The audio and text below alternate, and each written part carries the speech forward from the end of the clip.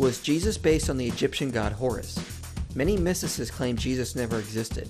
It was just a copy of the deity Horus.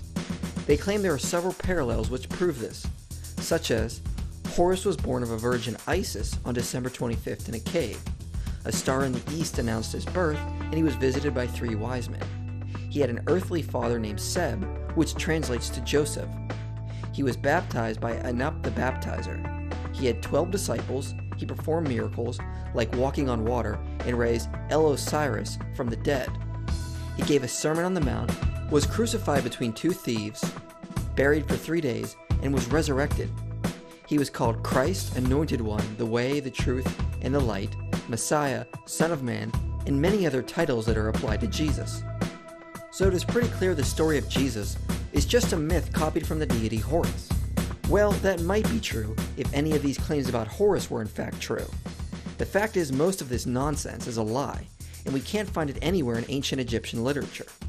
First off, Horus's mother Isis was not a virgin and was actually married to Horus's father, Osiris, and she is shown in depictions as a falcon hovering over an erect Osiris.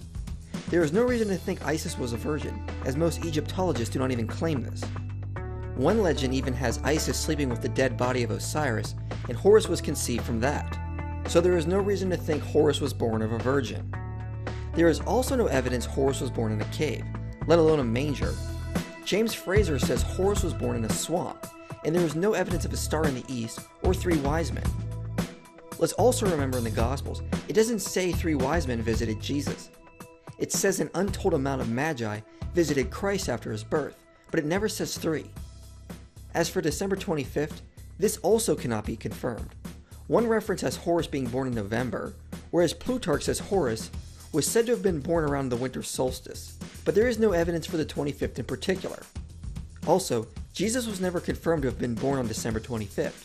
It was just an estimate based on early calculations, but never confirmed or written in the New Testament. Seb was never said to be Horus's earthly father. In fact, Seb was a god, the god of the earth, or the earth itself, and there is no linguistic connection to the name of Joseph. Some references say Seb was the father of Osiris, not Horus. There is no Egyptian scholar who has ever heard of Anup the baptizer. This was just made up out of thin air by mysticists. Horus was never said to have 12 disciples. Some legends say he had 4, and some just say he had an untold amount. Horus did perform miracles, but that would be expected from any deity. As for walking on water, there is no evidence of this. He also didn't raise Osiris from the dead. Osiris didn't come back to life, but remained in the underworld to serve as god of the dead. Plus, there is no evidence Osiris was ever referred to with the prefix El. This is just not true in Egyptian mythology. There is no evidence Horus gave a Sermon on the Mount, no evidence he was crucified, let alone between 2 thieves, no evidence he was buried, and no evidence he was resurrected. He was never called Christ, Anointed One, the Way, the Truth, and the Light, or any of these titles commonly associated with Jesus. Modern mysticists have simply lied, or lack any ability to do accurate research, because all of these supposed claims about Horus simply do not exist in Egyptian mythology. And until these mysticists provide actual original source evidence for these claims, there is no reason to believe them. So since that is the case, there is no evidence Jesus was a myth based on Horus.